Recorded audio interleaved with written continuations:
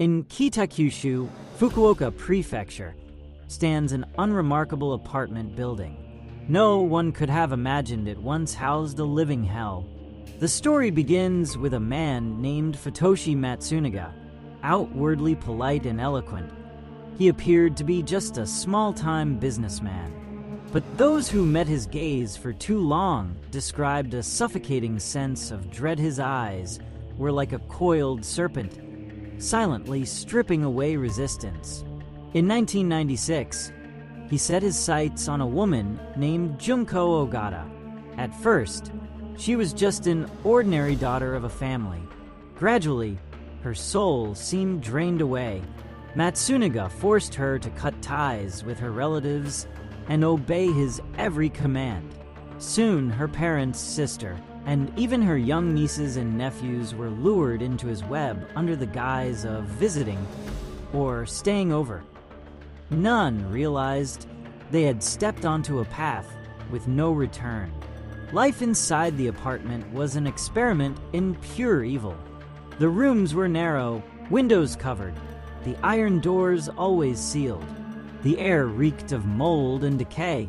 Matsunaga gave each captive a number. They were no longer people, but objects. Meals, sleep, even speaking, all had to follow his orders. Any disobedience was met with electric wires pressed against their skin. The sharp crackle of current zzz mixed with blood-curdling screams was the nightmare neighbors occasionally heard but never dared question. And the electricity was only the beginning. Over time, the victims' wills crumbled. Suspicion poisoned their bonds. Fear bred betrayal. Matsunaga turned this into a game. He forced mothers to beat their sons, sisters to attack each other. Sometimes, in an icy voice, he would whisper, "Either you kill, or you die." One by one, 7 lives were extinguished.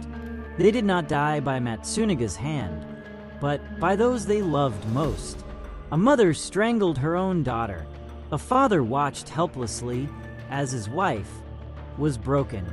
Many died with twisted smiles on their faces. Matsunaga's final command: die smiling and you will forget the pain. When police finally entered in 1998, the stench of rot mixed with disinfectant was overwhelming. The rooms were boarded shut, walls scarred with bloody fingernail marks. Scattered everywhere were slips of paper, endlessly repeating the same phrase.